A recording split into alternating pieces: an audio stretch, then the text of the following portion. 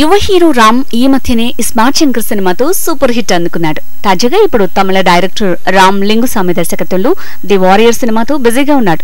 భారీ అంచనాల మధ్య ఈ సినిమా జూలై 14న థియేటర్స్ లో విడుదల కాబోతోంది. చిత్ర ప్రమోషన్స్ లో భాగంగా మీడియాతో మాట్లాడుతూ ఈ సినిమాని ఒప్పుకునే ముందు 5-6 సినిమాలకు నో చెప్పినట్టు చెప్పుకొచ్చారు రామ్. ఇంతకుముందు 5-6 పోలీస్ స్టోరీలు విన్నాను, కానీ అవేవి నాకు నచ్చలేదు.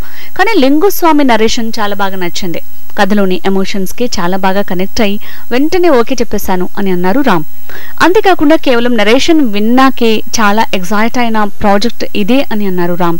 ఇక సినిమా షూటింగ్ సమయంలో తన వెన్నెముకకి దెబ్బ తగిలిందని, ఆ సమయంలో తన అభిమానులు తనపై చూపించిన ప్రేమ తాను ఎప్పటికీ మర్చిపోలేనని ట్విట్టర్లో అభిమానుల కామెంట్లు చదువుతూ చాలా ఎమోషనల్ అయ్యేవాడిని అని చెప్పిన రామ్ తన అభిమానులందరికీ కృతజ్ఞతలు చెప్పారు.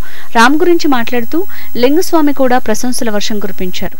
అన్నీ కుదిరితే రామ్తో మరొక 10 సినిమాలు చేయటానికి సిద్ధంగా ఉన్నానని అన్నారు లింగుస్వామి.